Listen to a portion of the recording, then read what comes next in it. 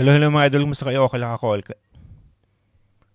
Hello mga idol, kumusta kayo? Okay lang ako, okay lang. Welcome back to our new vlog, Eljan TV here. So para sa ating mga kababayang OFW, may bagong nilabas ang Department of Migrant Workers. Siyempre kasama na dyan ang OWA para sa ating mga kababayang OFW. Ito yung pinakabagong OFW application na Kumusta Ka Kabayan. So ito ay OFW monitoring application. So mahalaga ito sa ating mga kababayan saan makaing sulok ng mundo. Maganda po mag-download na kayo nito. Kahapon tinry ko to tapos nakapag-register ako ngayon. Kahapon kasi nag-i-error siya. Siguro in-update nila kaya sila nag-repost. Kaya yun, meron na tayong nagawang account nito. So i-guide ko lang po kayo kung paano po ito gagawin at kung paano po kayo makapagparehistro dito mga kabayan. So ito yung application na makita natin dyan. Kamusta Kabayan? Available sa through Google Play at saka sa App Store. So mga Android users, mga iPhone users, iOS users, walang problema yan. Available po yan dito. Okay, sa mga hindi pa nakapag-download, punta lang kayo sa App Store, ganyan. Tapos hanapin nyo lang po yung Kumusta. Kumusta, hindi kamusta. Yan, Kumusta Kabayan. Okay, install nyo lang yan. Nakapag-install na ako dyan. Makita nyo sa labas, Kumusta Kabayan. Tapos syempre open nyo lang dito. Yan, pakita natin. Ayan, dito yung email at saka password niya. Pero sa mga bago pa lang, ang kailangan nyong gawin is dito magparehistro. So i-click nyo yung pinakababa. Kung wala, kasi usually wala pa tayong mga account nito. Meron dyan nakalagay dito magparehistro. So i-click nyo lang yan.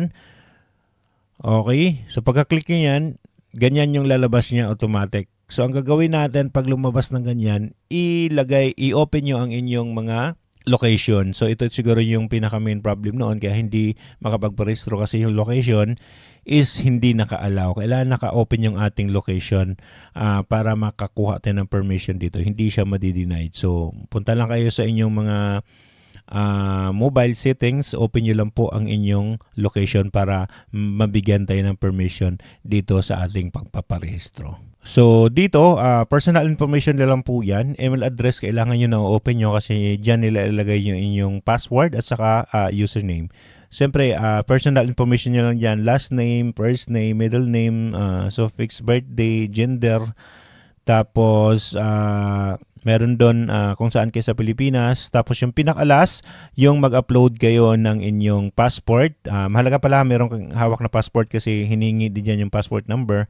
Tsaka picturean nyo, tapos maglagay lang kayo ng selfie. Ganito po siya. Okay, yung dalawa dyan, passport upload at saka selfie upload. So, take passport photo. So, picturean nyo lang yung mga passport. Tapos mag-selfie lang kayo after that. Tapos pagkatapos nyan, isubmit nyo lang siya. Pag once na na-submit na yan, meron na kayong account. Ganyan po siya, medyo matagal nga lang siya ng konti sa pag-submit. So antayin nyo lang po siya at lalabas naman yan. Pagkatapos lumabas yan, ang gagawin nyo is magpa-register na kayo. Okay, nakita nyo, success registration complete. Open your email for password with OWA and Kabayan. Click nyo lang okay yan, tapos punta ka sa inyong mga email kung saan sinend nila ang inyong username at saka password. Tapos mag-login na kayo, ilagay nyo dyan. So login na kayo dito, ilagay nyo lang yung inyong email address at saka password. Later on, pwede nyo yung palitan yung password pag nakapasok na kayo sa inyong mga email kung saan ang ginamit nyo sa pagparehistro. Tapos pagtapos na kayo dyan, merong lalabas na OTP sa inyong mga email pa rin, one-time password. So ilagay nyo lang dyan sa 4 na box, ilagay nyo tapos mag-login na kayo. Tapos automatic andyan na kayo sa inyong Kumusta Kabayan application. Okay, so ibig sabihin nakapagparehistro na kayo. So kung ano yung ginawa nyong selfie gamit na email address, makita nyo sa taas yan. So siyempre yan yung inyong titingnan kung kayo ay mag-login dito. Anytime soon pwede kayo mag-change sa inyong passport. Ito lang yung pinakaloob nyo, no? Merong Kamusta Kabayan.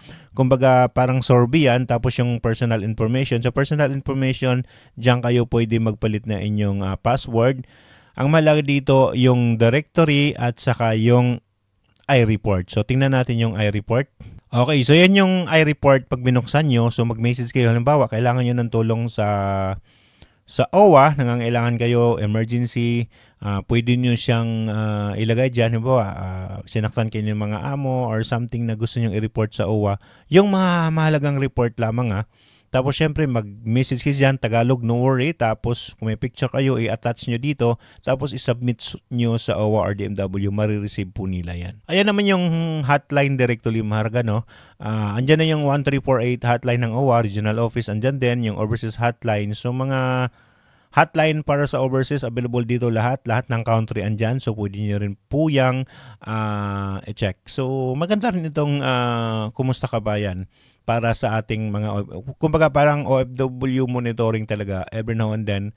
Pwede ka makapag-report dito. So yan, sa ating mga kababayan, download nyo na itong Kumusta Kabayan application sa App Stores or di naman kaya sa Google Play. So mayroong QR code ilagay ko sa baba ng ating video, sa comment mismo, para i-click nyo lang yan or para hindi nyo na-click yan, pwede nyo hanapin sa App Store or sa Google Play, Kumusta Kabayan. Kumusta, hindi kamusta. So, sana po nakatulong itong video na to. Paka-share naman. Once again, dito si Eljan TV. Maraming salamat po and God bless.